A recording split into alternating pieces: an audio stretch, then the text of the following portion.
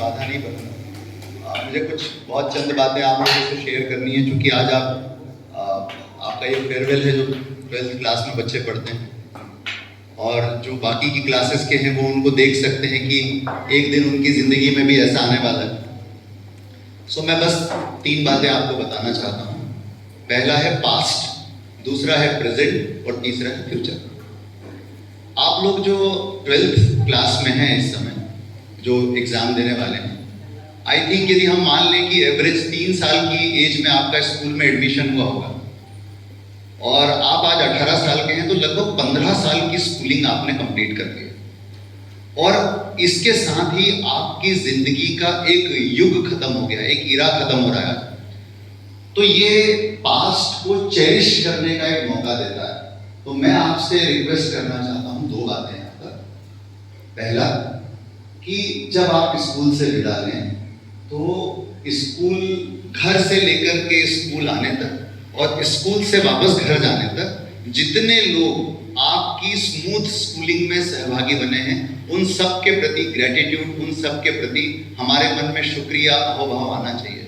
चाहे वो आपकी मम्मी हो जो टिफिन बना के देती हो आपको, आपके पिताजी या माताजी आपको स्कूटी से यहाँ तक छोड़ने के लिए आते हो, या बस से आप आते हो तो बस के ड्राइवर और कंडक्टर हो, या फिर जब आप यहाँ आते हो तो यहाँ पर काम करने वाली जो दीदी है जो आपका ध्यान रखती है, जो भैया हैं जो सफाई करते हैं यहाँ पर, या जो स्पोर्ट्स आपको खिलवाते हैं, जो योग कराते हैं, जो टीचर्स हैं जो आपको पढ़ाते हैं, जो प्रिंसिपल हैं, जो हेडमिस्ट्रेस हैं, ये सारे लोग जो स्कूल मैनेजमेंट से जुड़े हैं, इन सब के प्रति हमारे मन में ग्रेटिट्यूड का भाव आ जाना चाहिए कि इनकी बदौलत, इनके छोटे छोटे योगदान की बदौलत आज आप यहाँ पर पहुंचे हो कि आपने अपना 15 साल का सफर तय कर लिया है। और जब दुनिया कहती है कि प्रेजेंट में जीना चाहिए, तो मैं थोड़ा सा डिफर करता हूँ। मुझे लगता है पास्ट में भी रहना चाहिए। So there is a difference. Present में जीना चाहिए, पास्ट में, प्रेजेंट में रहना चाहिए, पास्ट में थोड़ा जीना चाहिए। तो आगे आने वाले समय में अपने स्कूल के एल्बम्स को देखा करिए। मैं I make it a point कि whenever I go to my place, native place, मैं जब भी जाता हूँ अपने घर खरगोन, तो मैं अपने टीचर से मिलता हूँ, मैं अपने स्कूल में जाता हूँ दोस्तों के साथ, उन कक्षाओं का भ्रमण करता हूँ, देखता हूँ जहाँ मैं पढ़ा था। तो इस पास्ट को जीना है लगातार, इसको ओझल मत होने देना। जब भी दम हो वापस आओ, अपने स्कूल में आने की कोशिश करो। कई बच्चे ऐसे होंगे जिन्होंने पहली से 12वीं तक पूरा जीवन यहाँ पे बिताया होगा, KG 1 से पढ़े होंगे कई बच्चे ऐसे। तो मेरा कहना है कि स्कूल को, स्कूल के टीचर्स को, यहाँ की यादों को बिल्कुल भूलना नहीं है।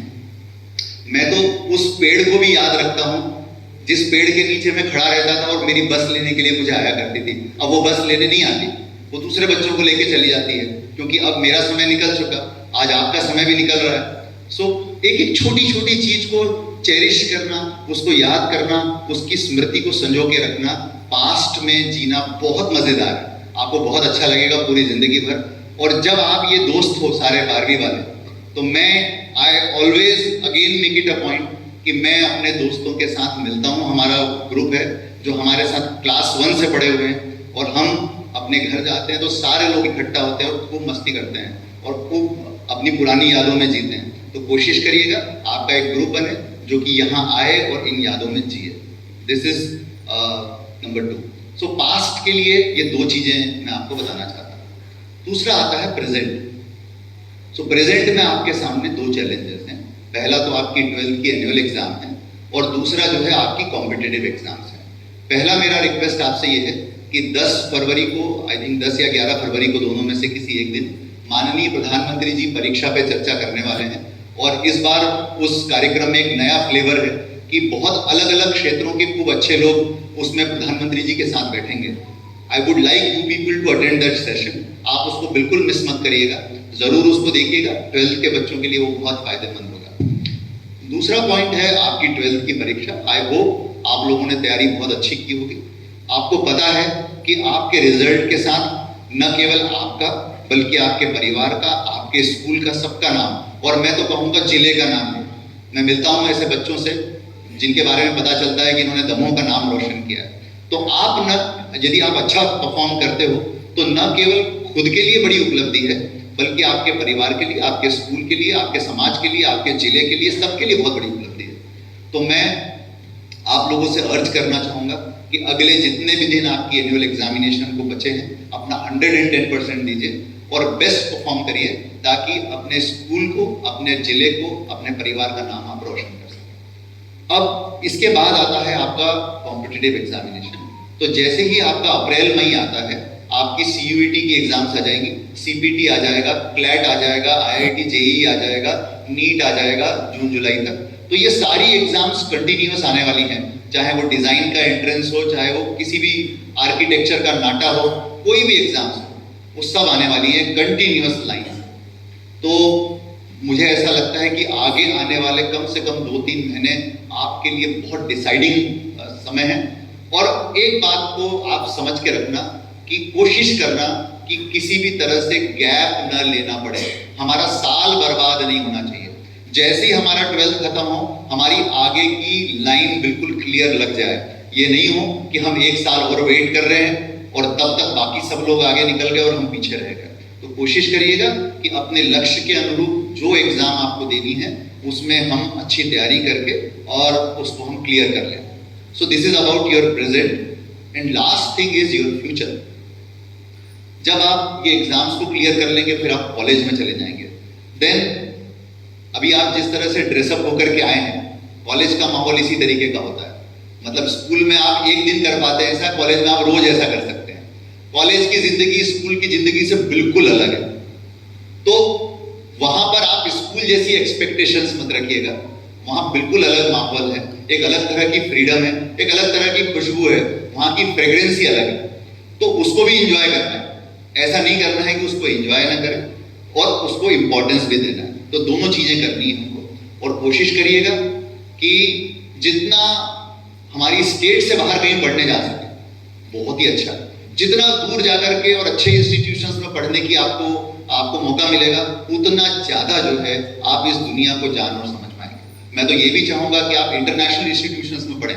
आपको पता होना चाहिए कि नेशनल यूनिवर्सिटी ऑफ सिंगापुर से लेकर के दूसरी बड़ी यूनिवर्सिटियां कितने अच्छे अच्छे कोर्सेज चलाती हैं इंटरनेशनल स्टूडेंट्स के लिए। तो 12वीं के बाद आपके सामने बहुत अच्छे रास्ते खुले होते हैं। तो 12वीं के बाद नहीं जा सकते तो कम से कम पोस्ट ग्रेजुएशन के लिए जाइए, लेकिन जरूर इंटरनेशनल माहौल में पढ़ने की कोशिश करिए। तो पहले आपने डिस्ट्रिक्ट में पढ़ा, फिर आप इंटर स्टेट पढ़िए, फिर मैं चाहूंगा कि आप इंटरनेशनल पढ़िए। जब आप इंटरनेशनल कम्युनिटी के साथ पढ़ाई करते हैं, मैंने की है इसलिए मैं बता रहा हूं आपको अलग अलग तरह के कॉन्टिनेंट और कंट्री के लोग मिलते हैं। What an experience. उन लोगों के साथ जो अलग अलग कल्चर से होकर के आए हैं, अपने आप को एडजस्ट करना और उस लाइफ को जीना, वंडरफुल। तो कोशिश करिए कि अपनी कॉलेज की लाइफ को, और उसके बाद आता है आपका जॉब, या आप कोई बिजनेस करना चाहते हैं, जो भी चीज करना चाहते हैं। तो मैं आपको ये बताना चाहता हूं अपने जॉब एक्सपीरियंस से कि ना तो एक टाइम के बाद, अभी जैसे अब आप लोगों की जब जॉब लगेगी, आपका काम शुरू होगा, तो आपको लगेगा कि कितना अच्छा पैकेज मिलता है मुझे। तो ये पैकेज की भाषा शुरू में बहुत सुंदर लगती है और हमको लगता है कि इसको इतने का पैकेज मिल गया, मेरे को कितने का मिला, हमको कंपैरिजन करते हैं। पोस्ट, प्रतिष्ठा, पैसा, पद, पावर, ये सब शुरुआत में बहुत अच्छा लगता है, लेकिन थोड़े समय के बाद आपको ये सब चीजें सेटिस्फेक्शन देना और मोटिवेट करना बंद कर देंगे। थोड़े समय के बाद इनसे कुछ नहीं मिलता। मैं आपको इस पद पर रह करके ये चीज बता सकता हूं कि अल्टीमेटली जो मैटर करता है, वो मैटर करता है कि आपने दिन कैसे बिताया। आपने अपने दिन में 110% दिया कि नहीं दिया अपना, जिसके लिए आप बने हो, जिसके लिए आप काम कर रहे हो। जब आपका दिन 100% मेहनत से बीतता है, परिश्रम से बीतता है, डिवोशन से बीतता है, तब आपको शाम को चैन की नींद आती है और तब आपके लिए पद, प्रतिष्ठा, कोई चीज मायने नहीं करती। सिर्फ यह मायने करता है कि आपको कितना सेटिस्फेक्शन अपनी नौकरी से, अपने बिजनेस से, अपने काम से जनरेट हो रहा है। तो इस बात को ध्यान रखना, तब जाकर के आपकी लाइफ अच्छी हो पाएगी। और हमेशा मैं एक बात कहता हूं, अंत में मैं आपसे कहना चाहता हूं कि हमेशा बायोलॉजिकल क्लॉक और करियर क्लॉक को पैरेलल चला के रखना। ऐसा नहीं होना चाहिए कि हमारा जो है, हम 35 साल के हो गए, 40 साल के हो गए, हमें पता ही नहीं कि फैमिली बनाना है कि नहीं बनाना है ना, हमको शादी करनी है कि नहीं करनी है, राइट। हम चले जा रहे हैं बस किसी धुन में कि नहीं अभी क्या शादी करना, अभी क्यों फैमिली बनाना, कोई जरूरत नहीं है। सो करियर क्लॉक और बायोलॉजिकल क्लॉक पैरेलल चलनी चाहिए। तब जाकर के आप अपने करियर का भी आनंद उठा पाएंगे और अपने पारिवारिक जिंदगी का भी आनंद उठा पाएंगे। ये सब चीजें मैं आपको इसलिए बता रहा हूं क्योंकि now you people are mature enough to understand this kind of things, और अब आपको इन सब चीजों के बारे में एक साथ सोचना पड़ेगा। अब स्कूल लाइफ आपकी एंड हो रही है, अब आप एक नई जिंदगी में प्रवेश कर रहे हैं। अब इन सब चीजों की आपको चिंता करनी पड़ेगी। अभी तक आपके पेरेंट्स आपकी चिंता किया करते थे, अब चिंता का ये भार आपको खुद अपने कंधों के ऊपर लेना पड़ेगा। और मुझे पूरा विश्वास है कि आपकी अपब्रिंगिंग जिस तरह की हुई होगी, आपको स्कूल में जिस तरह से पढ़ाया गया होगा, आप अपनी आगे की लाइफ में बेस्ट परफॉर्मेंस देंगे। बस मुझे इतना ही कहना था। मैं आज इस अवसर पर वो सारे टीचर्स जो यहाँ बैठे हैं, वो सारे स्टाफ मेंबर्स जो यहाँ खड़े हैं, इनफैक्ट उनका भी, जो कि यहाँ पर आपके जो गार्ड्स हैं, सिक्योरिटी गार्ड्स, उनके बिना आप एक अच्छे परिसर की कल्पना नहीं कर सकते।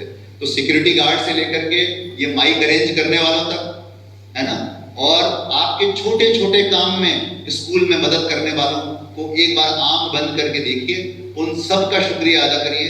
मैं आज इस मंच से उनका शुक्रिया अदा करता हूं जिनके कारण आज आपके चेहरे इतने खिले हुए दिख रहे हैं और आज आप इतनी अच्छी प्रिपरेशन के साथ इस जगह पर आए हैं। तो मेरे साथ आपको दो पंक्तियां दोहरानी है, इसी के साथ मैं अपनी बात समाप्त करूंगा। है नहीं ये हाथ केवल हाथ मलने के लिए, है नहीं, है नहीं ये हाथ केवल हाथ मलने के लिए, तू इन्हें मुट्ठी बना दुनिया बदलने के लिए, तू इन्हें मुट्ठी बना दुनिया बदलने के लिए।